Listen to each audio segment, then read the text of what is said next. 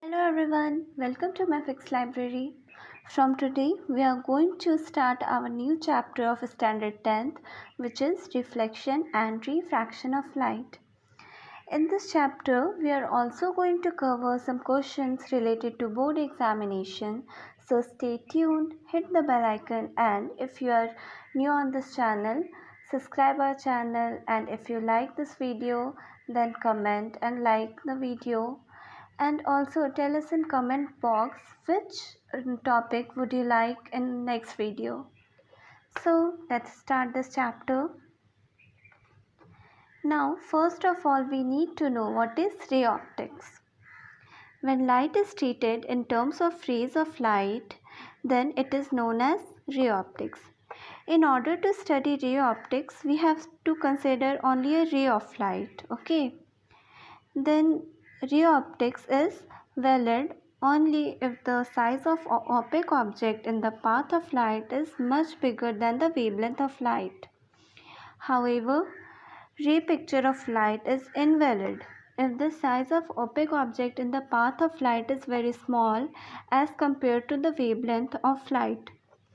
In such cases where this is not valid, the light bends around the corner of the opaque object, and this phenomenon of bending of light around the corner of object is known as diffraction of light.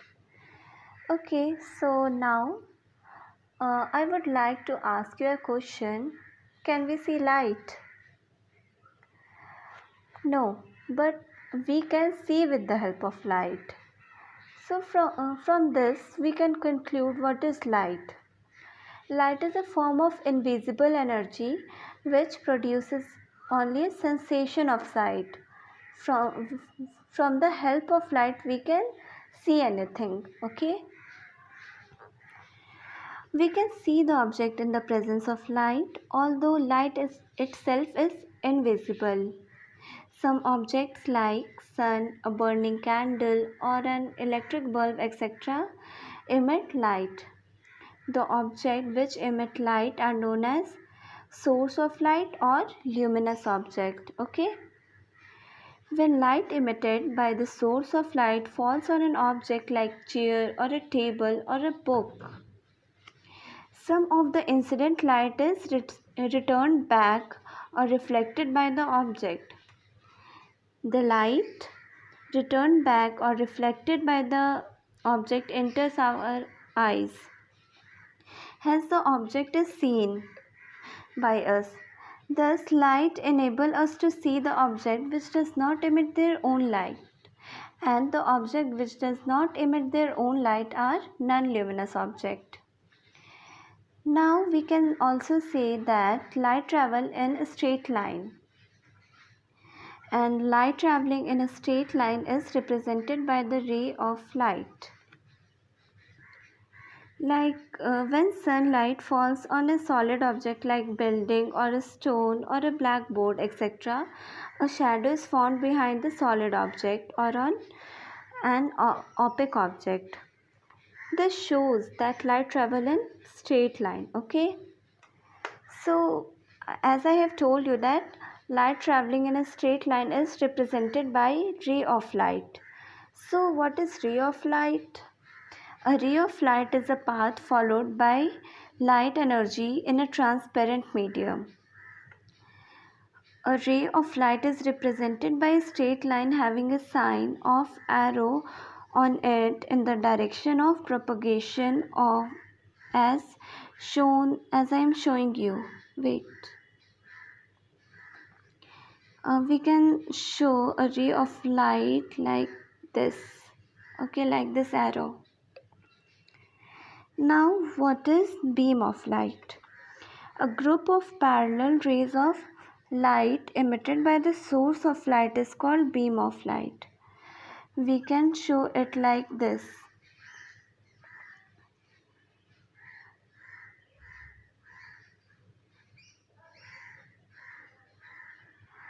Suppose these all rays are parallel to each other. Then this group of parallel rays of light emitted by the source of light is called beam of light. Then our next topic is reflection of light. If light falling on surface bounces back to the same medium, then this return of light is called reflection of light. The reflection of light from a surface is similar to the bouncing back of a rubber ball after striking a wall. Like sometimes, let's take an example. Sometimes we throw a ball on wall, then it bounces back. The phenomena of reflection of light is just like it. Like we can see in this picture that this ray of light is bouncing back again after striking the mirror surface. Okay, so from this we can understand what is reflection of light. Now, how can we define reflection of light? So, let's see. The process of returning back or bouncing back the light to the same medium after striking a surface is called reflection of light. And the surface which reflects the light is known as reflector. In this picture, we can see mirror is working as a reflector. The polished metal surface are good reflectors. However, silver metal is the best reflector. Also, water surfaces, waxed surfaces and glazed tiles or glazed papers act as good reflectors. The most commonly used reflector is a looking glass or a plane mirror. Even in this example, we are taking a plane mirror. Okay. So, let us define a few terms before discussing the law of reflection. Later on, we have to learn laws of reflection. There are two laws of reflection. So, before it, we have to learn some terms. Okay. Let a ray of light AO.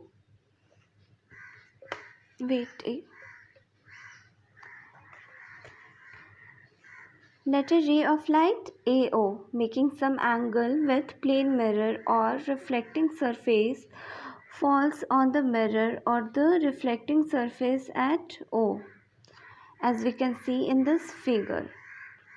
This ray of light is known as incident ray. The ray which is falling on the mirror is incident ray. After reflection, the ray of light goes along OB. The ray of light OB is known as reflected light.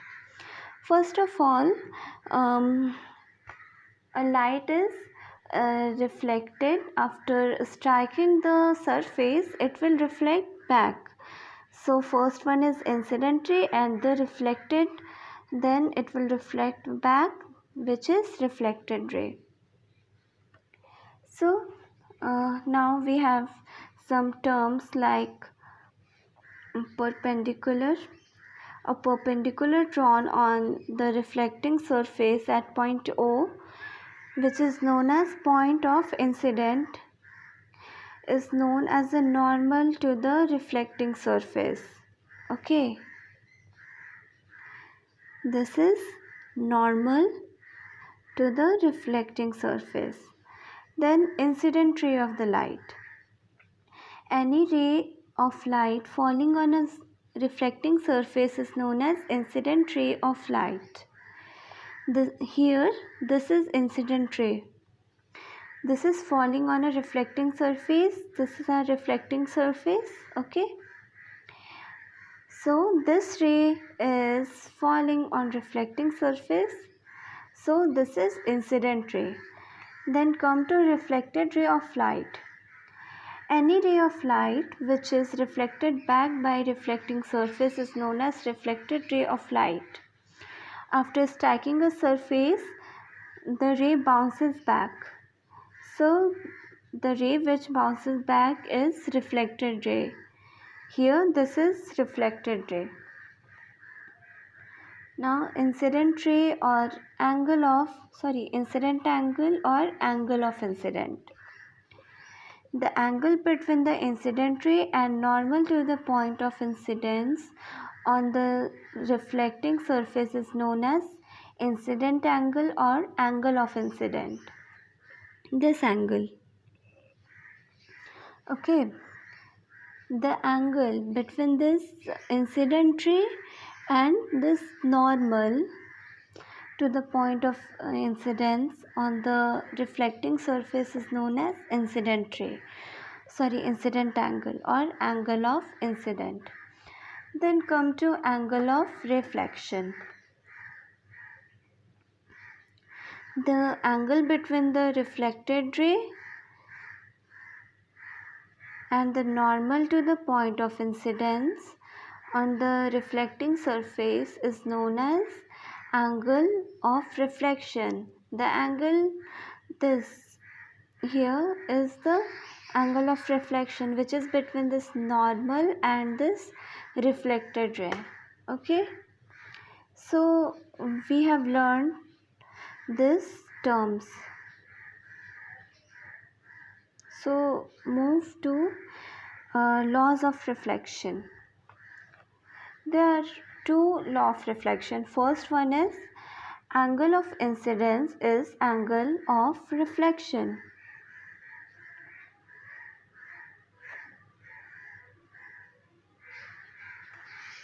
I have told you that this one is incident ray and this one is reflected ray. So this makes an angle when it is strike to surface. Okay, so this angle which is angle of incidence and this angle which is angle of reflection are equal. So we can say that angle I, which is angle of incidence, is equal to angle R, which is angle of reflection. So we can say that angle of incidence is equal to angle of reflection. Then we have our second law of reflection. Incident ray, reflected ray and normal to the reflecting surface at the point of incidence lie in the same plane. Okay, this three rays which are incident ray, reflected ray and normal to the reflecting surface at the point of incident are all lie in the same plane. Okay,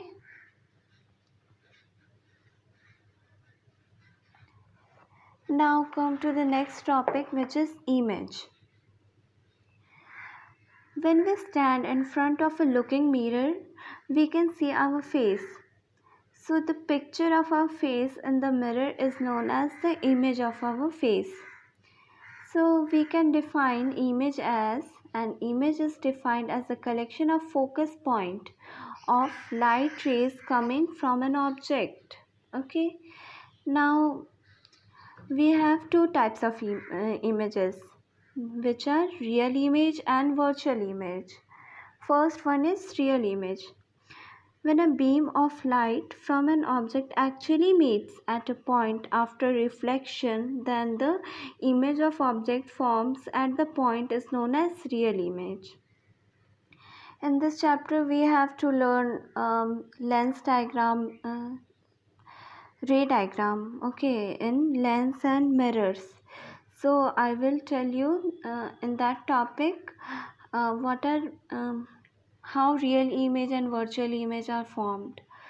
So here you can see that when a beam of light from an object actually meets at a point of reflection, then the image of object formed at the point is known as real image, and real image can be obtained on a screen.